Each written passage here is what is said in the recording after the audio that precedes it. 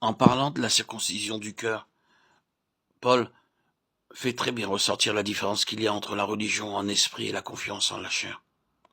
Nous qui servons Dieu en esprit, qui nous glorifions Jésus-Christ et qui ne mettons point notre confiance en la chair, Philippiens 3.3. C'est au centre de sa phrase qu'il place ces mots, qui nous glorifions en Jésus-Christ, car ils sont l'essence même de la foi et de la vie du chrétien. Puis d'un côté, il signale le danger à redouter, et de l'autre, la sauvegarde qui préserve d'y tomber. La confiance en la chair est plus que toute autre chose l'obstacle qui nous empêche de nous glorifier en Jésus-Christ.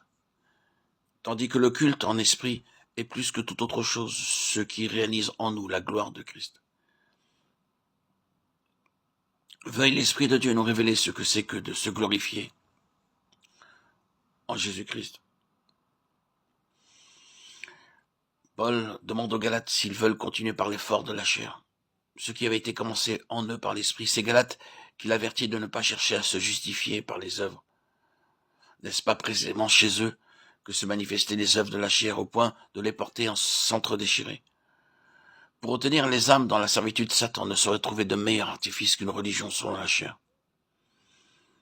Il sait que jamais la chair ne pourra plaire à Dieu, ni vaincre le péché. Il sait que la chair, après avoir prévalu sur l'esprit pour servir Dieu, finira par user de cette même force au service du péché. Ce n'est que si l'esprit anime réellement de sa vie le culte rendu à Dieu, qu'il opère en nous l'obéissance pratique. Pour pouvoir renoncer au moi dans nos rapports avec le prochain, pour pouvoir triompher de l'égoïsme, de la colère et du manque de charité, il faut commencer par renoncer au moi dans nos rapports avec Dieu. C'est là que l'âme, le siège du moi, doit apprendre à s'incliner devant l'esprit qui vient de Dieu.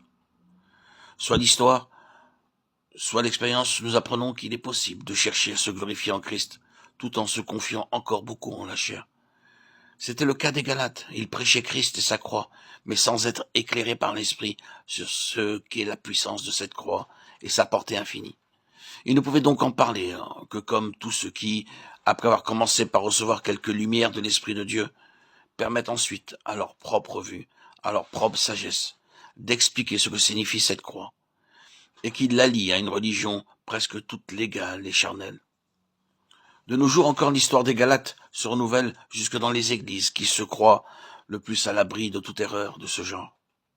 Remarquez combien on appuie sur la doctrine de la justification par la foi, tandis qu'on ne parle guère ni de l'habitation en nous du Saint-Esprit par la foi, ni de la nécessité de marcher selon l'Esprit. Galates 5, 16, 25.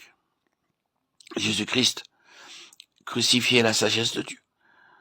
Quand la confiance en la chair s'allie à la doctrine qui glorifie Christ, elle compte sur sa propre sagesse.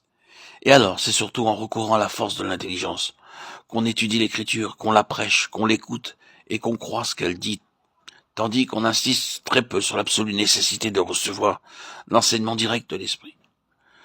Ceci se voit à l'assurance avec laquelle on prétend connaître la vérité, quoiqu'on l'ait reçue des hommes plutôt que de Dieu lui-même, et au peu de docilité qu'on apporte à recevoir de Dieu lumière et vérité.